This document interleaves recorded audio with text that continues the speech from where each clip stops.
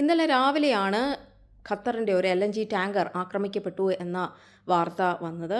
അതിനുശേഷം ഇപ്പോൾ അറിയാൻ കഴിയുന്നത് സൗദിയുടെ ഒരു ക്രൂഡ് ഓയിൽ ടാങ്കർ ആക്രമിക്കപ്പെട്ടു.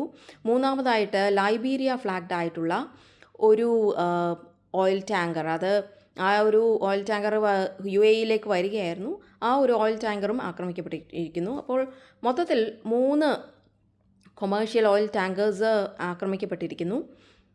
അപ്പോൾ ഇതിനൊരു തിരിച്ചടിയായിട്ട് US ഇറാനിൽ ആക്രമണം നടത്തിയിരിക്കുന്നു. ഒരു 80 ലക്ഷ്യസ്ഥാനങ്ങളിൽ ആക്രമണം നടത്തിയതായിട്ടാണ് ഇപ്പോൾ അറിയാൻ കഴിയുന്നത്.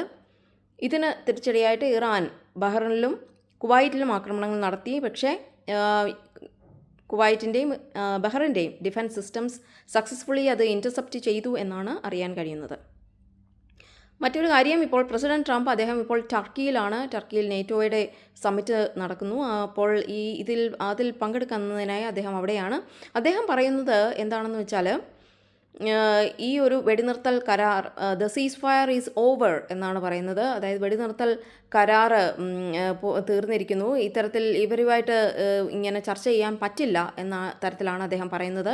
ഇറാനുമായിട്ട് ഫർദർ ഈ ചർച്ച നിങ്ങൾക്ക് ചർച്ച നടത്തേണ്ടവർക്ക് നടത്താമെന്നും, എന്നാൽ അതൊരു വേസ്റ്റ് ഓഫ് ടൈം ആണെന്നും ചർച്ച നടത്തുന്നതിൽ കാര്യമില്ല എന്നുമാണ് അദ്ദേഹം പറയുന്നത്. അപ്പോൾ വരും ദിവസങ്ങളിൽ അറിയാൻ കഴിയും ഏത് രീതിയിലാണ് ഇത് പ്രോഗ്രസ് ചെയ്യുന്നതെന്ന്.